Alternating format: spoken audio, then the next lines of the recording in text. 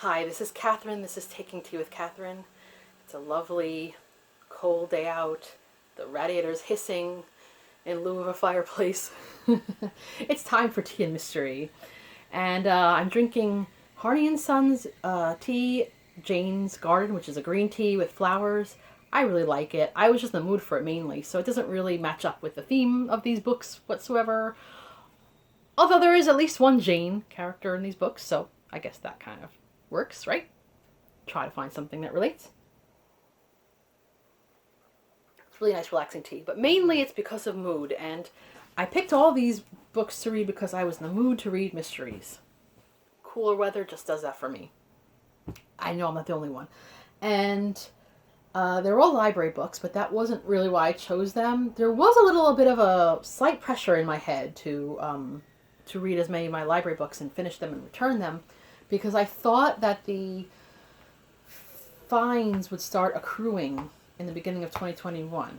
And so I thought any of the books that I can't renew, that or I've had out too long and now just can't renew them anymore, will, start becoming expensive. But it turns out they've extended this grace period till the end of June for now, which is both nice and discouraging, because it kind of makes me think that they just assume we're all going to be in this state that we've been in since March up until June. Honestly, it makes sense, but it's still kind of sad. Anyway, but let's not get too down about that. Let's enjoy the books. Although I have to say that would have having to return books would have made me focus on the books that were not renewable, and these all were renewable. Unselfishly, I try to finish up the books that are in demand, because I understand what it's like to be waiting for a book for a while and somebody has it out and now they could just keep it out forever, But I'm still not going to rush like crazy to read things just if I'm not in the mood for them. December, I decided, yes, I wanted to finish a lot of the books that I own that I haven't finished yet, and all these things that I want to do. But in the long run, I decided I really just want to enjoy what I'm reading. Just not analyze too much, not think too much, just enjoy. And cozy mysteries, or mysteries in general, I can usually do that with, because I don't try too hard to solve it on my own. Although I did figure out who did it in at least 2 of these books. But I didn't figure out why, so see? And yeah, so in that regard, I'm just going to talk about the books. I'm not going to get too analytical about them. Just having fun. Just having some fun. The first, and yes, did I mention, one of the themes that these have in common is that they're all read out of order of the series or book, that they were written in. Pretty much by accident, one slightly by choice, but it didn't really affect the enjoyment of them. 1 or 2 things might have been given away as far as relationships or whatever, but the actual solving of the mystery wasn't. So that's good. The first one I'm going to mention is a book I took out in August, and no one seemed to be requesting this one. I don't think it's the most popular of the books by this particular author, and that's Anthony Horowitz's The Word is Murder. Anthony Horowitz has written a lot of books and TV shows. I know him the most for now for writing, being the main mind behind Foyle's War, which is a wonderful World War II and post-era mystery series. If you have not checked this out yet, give it a shot. It is fantastic. Can be sad, but really good. And he's written somewhat for Midsummer Murders. He's written, I think, maybe for Poirot. And he has a YA series that I've never read called, I think it's called Alex Rider? I think. He's like a spy or something. If you all have read them, please let me know if they're worth it. I don't know. He wrote some Sherlock Holmes-based books that were, blessed by the estate of Conan Doyle. And Magpie Murders, which is very successful. And another one's coming out. I think it's out already, but I don't have it yet because it's still out in the library. Someone else has it. Exactly. What goes around comes around. But I read the second of this called, I think there's only 2. The Sentence is Death, because even though I'd seen this book before, there was a Barnes & Noble sale in 2019 in the summer, and I just decided to take advantage of the sale, and I found the second book for, I don't remember exactly how much it was, but it was pretty affordable, and I figured, I'll just read this one first while I have it. And I realized it was okay. It wasn't like a It was pretty okay that I read it out of order, but then I got curious to read the first one, although I was not necessarily in love with the book. I just thought, let's just do some completion here. So I took this out and just waited for a while, and suddenly one day in December I said, let's go for it. And I read it pretty quickly, and I liked it. Didn't love it, but liked it. See, the thing behind the story is that Anthony Horowitz puts himself as a character. So the guy who writes Foyle's War, he talks about Foyle's War, he name drops a lot, finds himself sort of a biographer of this detective who used to be in the police force and now kind of, I don't know if the word's freelance, but you know what I mean, independent. And, the police call him in sometimes, and other people call him in for other reasons, his expertise, etc. And he just wants Anthony Horowitz to be his biographer. So, although Horowitz is not necessarily excited about the idea, he gets drawn in. And Hawthorne, this detective, is not likable. Like, he's that example of, like, the, rude, not likable detective that is brilliant.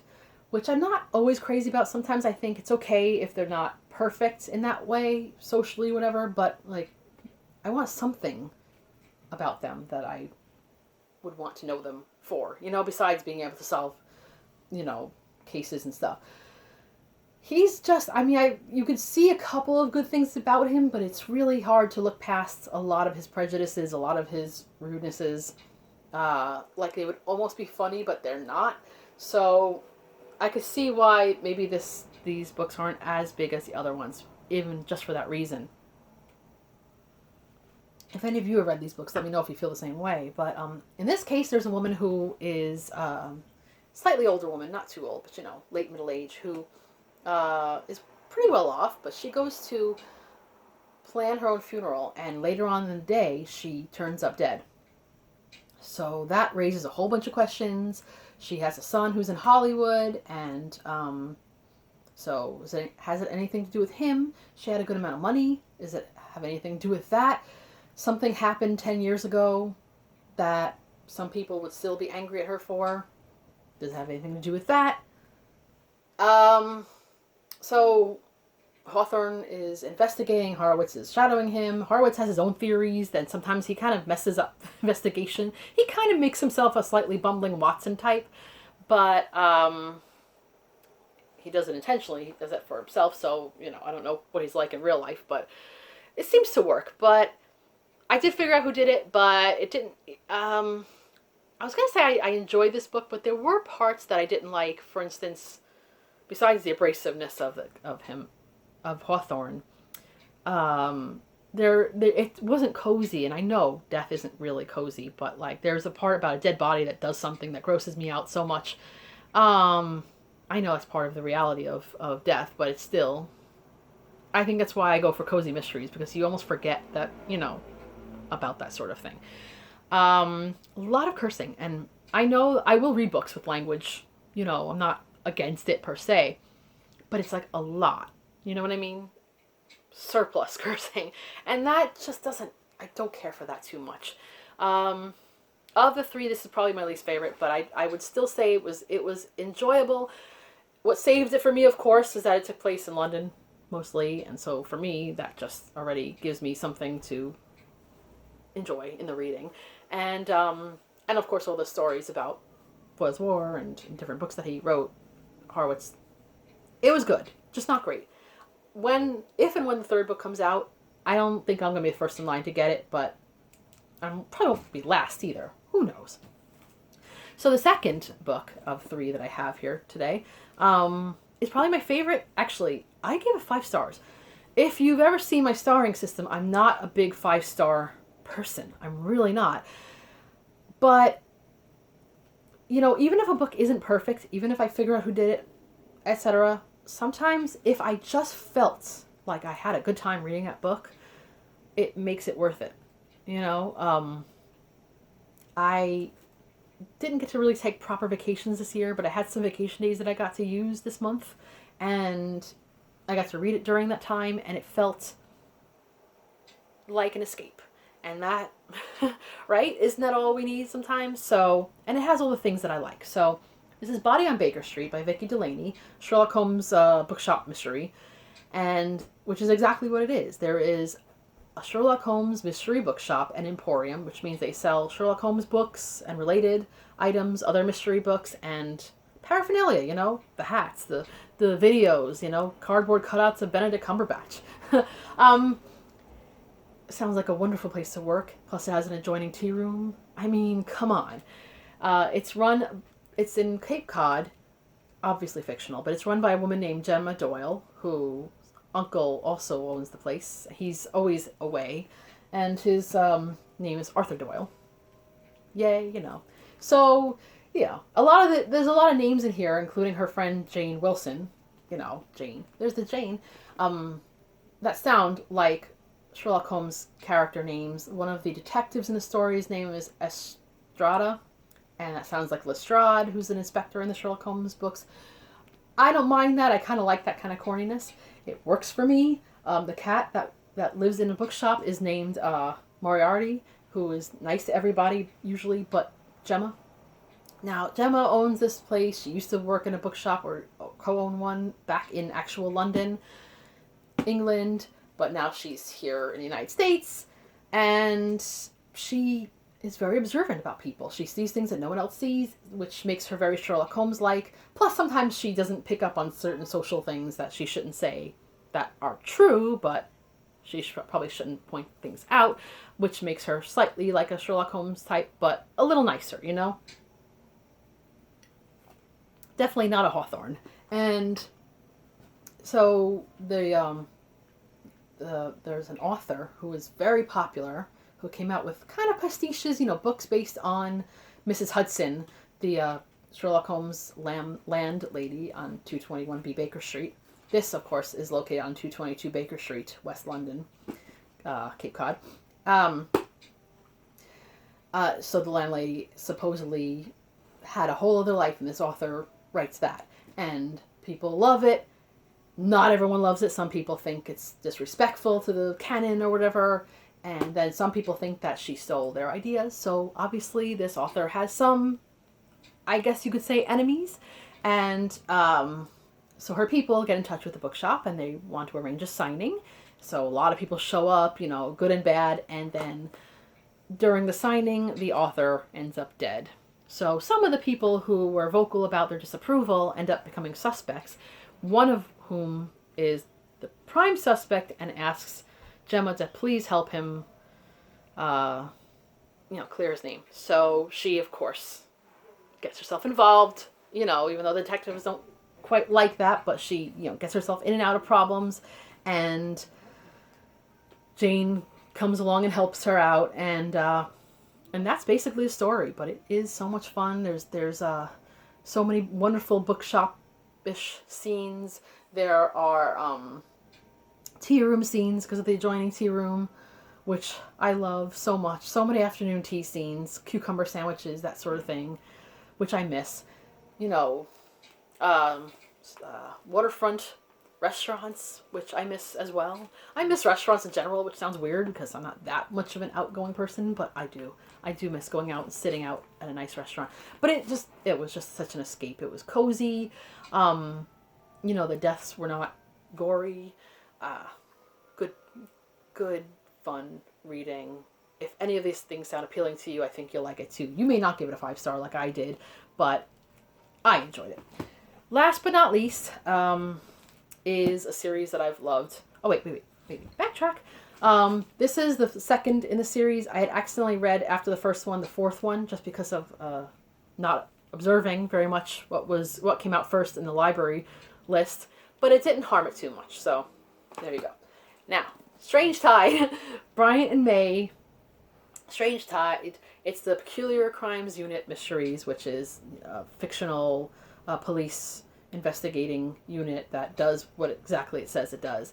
And a bit, I wouldn't call it Scooby-Doo, but the feeling that is there something kind of supernatural involved in these things, and it's pretty much not. It's just that the Arthur Bryant and John May have been working together. They're quite old, but Arthur Bryant is the main guy. He's very eccentric. He's very intelligent, but he always takes every case and investigates it, talking to people who are specialized in histories of London, England, old religions, folklore, that sort of thing, in order to help himself. And everybody always says, "What are you doing? This is whatever year it is, and this is modern times, and you got it wrong. You're going off the beaten path, and come on." And then he always manages to solve the mystery, though. And that stuff, even though it actually wasn't in direct relation usually, it just helps him to figure things out. So that's the main story of almost all of these. I found the books in a bookshop in Manhattan that is no longer there.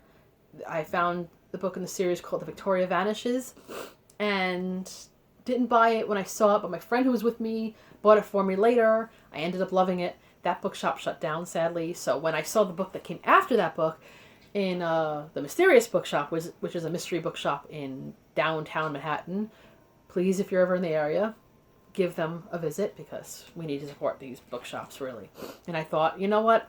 I'm going to buy this. And I don't buy every book in the series, because if I can get them out of the library, I still do. But some of the books I can't find in the library, so I also will buy them if I can. I have seen some of them at Book Off, but they're usually the ones I have already. So yeah, The Victoria Vanishes is the one I found first. The first book in the series is called Full Dark House, which I actually read in January of this year. And I also read their latest book in the series in March. So yes, I'm a little out of order, and sometimes I have to figure out who is still working at this unit, besides Bryant and May, who are the mainstays.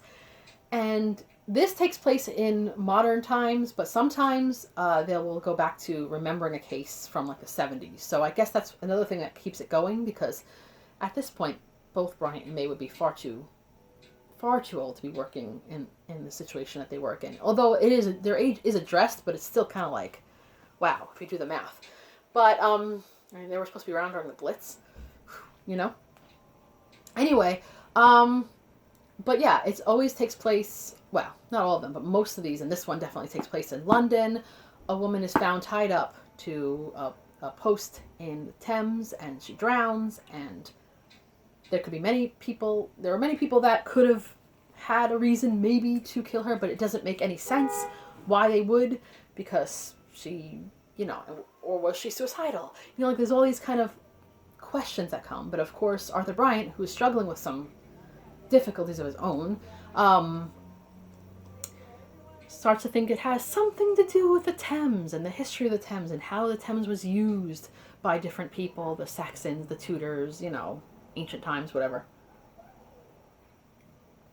And so he tries to tie things together with that. There's a rather crazy scene of dropping a pig in the water, which may not be very interesting to some people. But anyway, this was not my favorite of the series, but I did very much enjoy it. Because it does follow the same thing almost every time, where no one believes Bryant, except May always has some kind of faith in him. And the main head of the unit is always kind of an idiot. I hate to use that word, but just trying to keep things together. He's worried that the unit's going to get shut down, and because there's always someone trying to shut the unit down, and then everybody else within the unit has their own relationships, but it doesn't overwhelm the story of the relationships, which I like, because I don't want everything to be about relationships. I mean, romantic relationships, I mean. But, so there's, forensics that are involved, there's computers, everything. And yet, in the very long run, Arthur Bryant usually comes in to solve the crime. I did not figure out in this case who did it. I had my suspicions about the person, but I definitely couldn't tie it directly. There are many characters that come in to the story from different places. Just, gives you an idea of the way London and the United Kingdom work. People who come from other countries to make a life for themselves, in various ways, some of which are not necessarily in the up and up, and just where they end up and how it affects other people. And I liked it just because I love reading about history and literature, and there's a lot of that. Arthur Bryant is in a weird situation with his mind where he just sometimes blacks out, but kind of time travels while he does that, which helps him to figure things out. So he ends up talking to some historical and literary figures while he does that, which is a little silly, but I don't know. As a Doctor Who person, that kind of works for me. You know. Yeah. So I would say, does this sound good to you? Then if it sounds good to you, it probably would be good. So those are the three I read in December. I might read more because the month isn't over, but I had a good time with all these books, and I'm still not off of mysteries, and I don't know. I think it's the cold weather. So let me know if you've been reading any good mysteries. I know a lot of you are doing a lot of mystery novel related activities this month, so it's been a great month for that. I've enjoyed watching a lot of videos. If this is a subject you like to talk about a lot and you haven't subscribed yet, please subscribe. I don't like to talk too much about my numbers, but I'm getting close to 900, and I kind of wanted, well, who doesn't want to hit 1,000? But I don't think it's happening by the end of this year, but 900 would be really cool. So just a side point, that would be really cool. So if you haven't subscribed, please do. Anyway, hope you've enjoyed. Hope you're having a good month so far. This is Catherine, Taking Tea with Catherine. Have a lovely tea and mystery-filled day.